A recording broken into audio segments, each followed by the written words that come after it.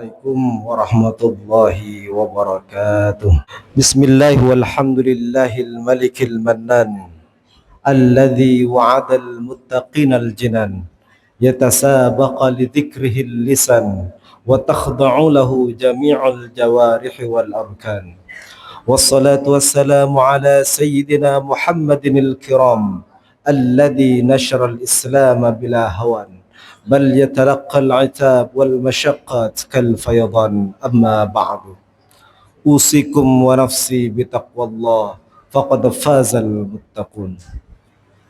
Jamaah yang diberkahi oleh Allah Subhanahu wa taala, tiada terhenti dalam hati kita untuk senantiasa memanjatkan rasa syukur kehadirat Allah Subhanahu wa taala atas perkenan rahmatnya kepada kita, perkenan berkahnya kepada kita sehingga diberikan kesempatan nyawa dan raga sehingga kita bersedia untuk dapat melaksanakan sholat Jumat yang penuh berkah ini. Salawat dan salam semoga senantiasa tercurah kepada baginda Nabi besar Muhammad sallallahu alaihi wasallam atas perjuangan dan pengorbanannya, keringat dan tetes darahnya tiada lain untuk menghadirkan cita-cita kemanusiaan yang luhur, dan alhamdulillah kita semua menjadi pengikutnya. Dan senantiasa khatib mengajak kepada seluruh jamaah untuk meningkatkan takwa kita kepada Allah Subhanahu wa taala. Karena siapapun kita, bagaimanapun kita, apapun keadaan kita, semuanya bukan merupakan inti dari penilaian Allah kepada kita, karena semata-mata yang menjadi inti penilaian Allah kepada kita semua sebagai makhluknya adalah karena takwanya. Oleh karena itu, di setiap minggu, di setiap hari, di setiap detik, jangan pernah kita kehilangan rasa takwa kita kepada Allah Subhanahu wa taala. Mungkin memang akan menurun, tapi selalu ada usaha untuk kita tingkatkan. Jemaah yang diberkahi oleh Allah Subhanahu wa taala, kehidupan manusia seringkali dilukiskan seperti roda yang selalu berputar dari waktu ke waktu, dari keadaan ke keadaan. Atas kenyataan ini lalu muncul satu pandangan, apakah hakikatnya kehidupan manusia itu punya tujuan atau tidak? Apakah roda perputaran hidup manusia ini berakhir dengan satu tujuan yang hakiki atau tidak? Ada satu pendapat yang mengatakan bahwa kehidupan manusia tidak memiliki tujuan apa-apa. Manusia hidup mengalir begitu saja, mengalami keadaan demi keadaan, dan pada akhirnya akan mati dan musnah. Tidak ada tujuan hakiki sama sekali. Pandangan yang lain mengatakan, ya memang kehidupan memiliki tujuan, tapi setiap tujuan itu ditentukan dan bergantung kepada kehendak, keinginan, dan obsesi masing-masing manusia. Tidak ada tujuan tunggal dari adanya kehidupan ini, kecuali tujuan hidup adalah berdasar keinginan, kemauan, dan obsesi masing-masing manusia. Yang ketiga adalah satu pandangan yang menyatakan bahwa kehidupan ini memiliki tujuan, dan tujuan itu berasas, berakar pada nilai dan makna eksistensi kehadiran manusia di muka bumi ini. Jemaah yang diberkahi oleh Allah Subhanahu wa taala, jika hidup tidak ada tujuan, maka seluruh tata nilai moral manusia menjadi tidak memiliki makna. Untuk apa berbuat baik? Toh tidak ada jaminan ketika kita berbuat baik, orang akan berbuat baik pula pada kita. Untuk apa berjuang demi keadilan? Jika untuk memperjuangkan keadilan, banyak manusia kehilangan hartanya, kehilangan keluarganya, kehilangan rasa nyamannya dalam hidup. Untuk apa berjuang demi kebenaran jika untuk berjuang kebenaran dia mati dan terkubur? Untuk apa berjuang membela kemerdekaan? Bahkan banyak para pejuang bangsa kita yang berjuang untuk kemerdekaan bangsanya dan mati sebelum bangsanya sendiri merdeka. Dia tidak menikmati indahnya kemerdekaan karena dia berjuang untuk kemerdekaan dan mati mendahului kita semua dan tidak merasakan nikmatnya kemerdekaan. Jika tujuan tidak ada hidup, jika hidup tidak memiliki tujuan, seluruh nilai tidak ada apa-apa. Begitu juga jika tujuan hidup manusia itu ditentukan oleh masing-masing keinginan, ditentukan oleh masing-masing obsesi, kita saksikan secara faktual bahwa antar obsesi manusia, antar keinginan manusia saling bertabrakan satu sama lain. Yang satu ingin menguasai itu, yang lain juga ingin menguasai itu. Yang satu ingin meraih jabatan itu, yang lain juga ingin meraih jabatan itu. Dunia adalah satu gambaran drama pertarungan kehidupan manusia. Kehidupan adalah saling merebut satu sama lain. Kehidupan adalah hegemoni menghegemoni. Kehidupan adalah kuasa mengkuasai. Kehidupan adalah hancur menghancurkan. Karena setiap orang mendewakan ego, keinginan, dan tujuannya masing-masing. Jika kita renungkan apa sesungguhnya, tujuan itu hadir sebelum perencanaan apapun untuk meraih tujuan tersebut. Dan pada faktanya, manusia tidak pernah merencanakan kehidupannya. Dalam ilmu manajemen ada tujuan, ada planning, ada organizing, ada actuating hingga controlling. Tujuan ada sebelum perencanaan. Tidak mungkin orang merencanakan tapi tidak ada tujuan dari perencanaannya.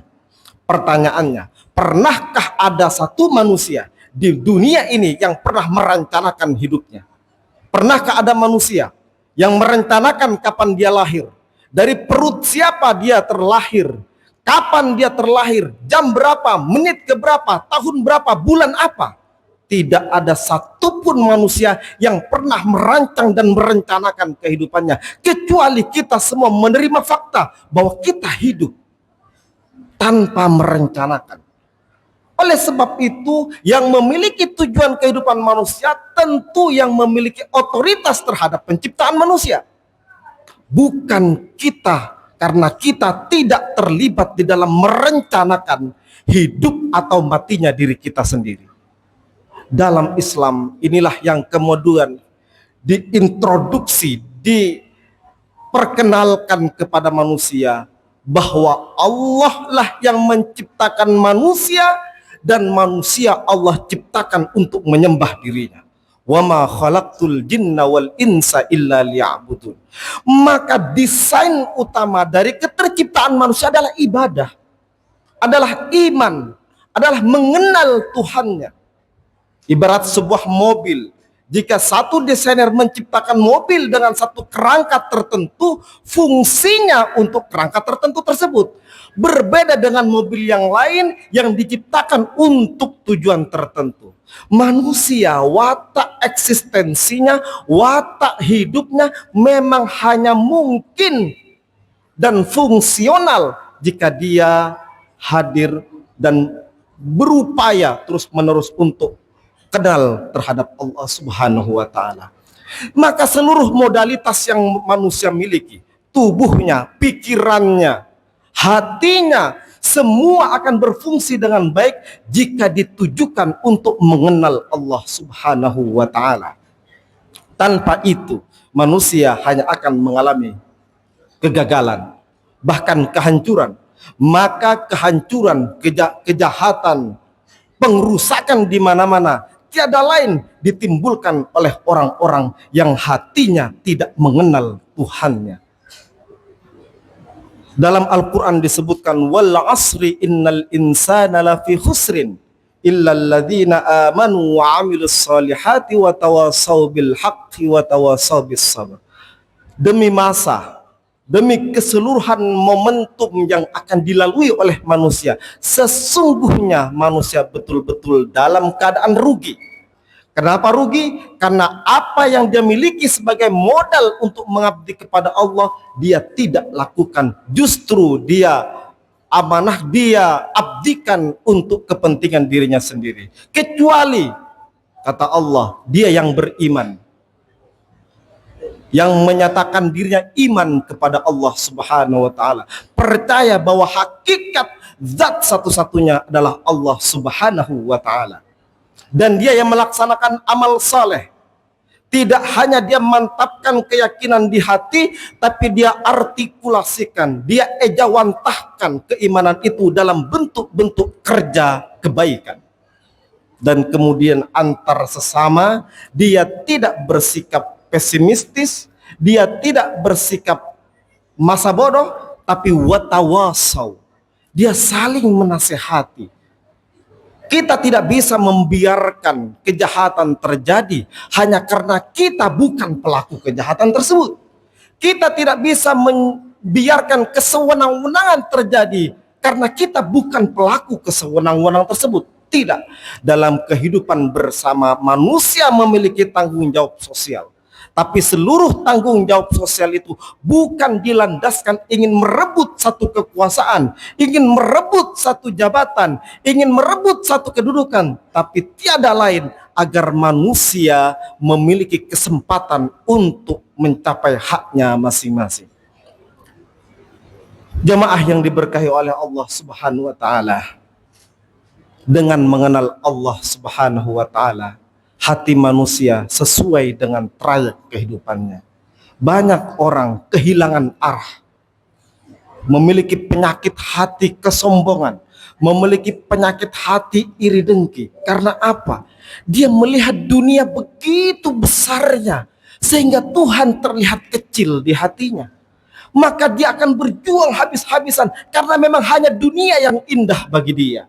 Hanya harta yang indah bagi dia, hanya jabatan yang indah bagi dia, hanya kekuasaan yang indah dan mulia bagi dia.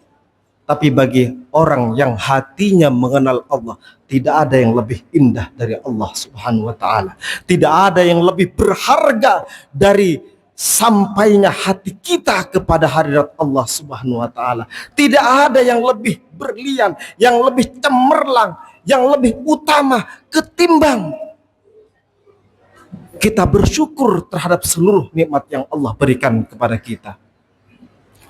Barakallahu li wa lakum fil Qur'anil Karim, wa nafa'ani wa iyyakum minal ayati wa dzikril hakim, wa taqabbala minni wa minkum tilawatah, innahu huwal ghafurur rahim.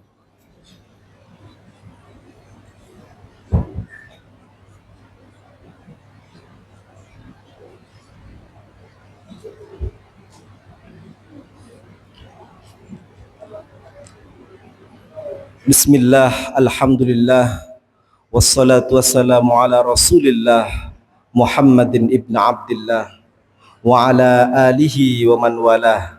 Rabbi shrah li sadri wa yassir li amri wahlul 'uqdatam min lisani yafqahu qawli. Jamaah yang diberkahi oleh Allah Subhanahu wa taala, kita sudah harus menentukan makna hakiki dari hidup kita. Hamka mengatakan, jika hidup sekedar hidup, babi pun hidup. Jika bekerja sekedar bekerja, kera juga bekerja. Lantas apa makna hidup dan bekerja pada diri manusia? Kalau hati kita tidak sampai, tidak mengenal, tidak iman, tidak selalu beriringan dengan asma Allah, tidak selalu beriringan dengan ketundukan kepada Allah, maka sungguh kerja dan kehidupan kita tidak memiliki makna dan nilai sama sekali. Kita bermohon kepada Allah Subhanahu wa taala agar hidup kita selalu dibina, selalu dibimbing oleh Allah Subhanahu wa taala, agar segala kerja keras kehidupan kita, menghidupi anak istri kita, berjuang untuk umat, tidak salah arah. Semuanya kita wujudkan dalam rangka i'la'i kalimatillah. A'udzu billahi minasyaitonir rajim. Bismillahirrahmanirrahim. Alhamdulillahi rabbil alamin. Allahumma salli ala Muhammad wa ala ali Muhammad. Allahumma inna nas'aluka ya Allah ilman nafi'an wa rizqan tayyiban wa amalan mutaqabbala. Allahumma ighfir lil mu'minina wal mu'minat wal muslimina wal muslimat al ahya'i minhum wal amwat. Allahumma a'inna ala dzikrika wa syukrika wa husni ibadatik. Allahumma ighfir lana dhunubana wa dhunuba walidina warhamhum kama rabbawna shighara. Rabbana atina fid dunya hasanah wa fil akhirati hasanah wa qina adzaban nar. Ibadallah, innallaha ya'muru bil 'adli wal ihsan wa ita'i dzil qurba wa yanha 'anil fahsya'i wal munkari wal baghi ya'idukum la'allakum tadhakkarun washkuruhu 'ala ni'am yazidkum wa la dzikrullahi akbar. Aqimis shalah.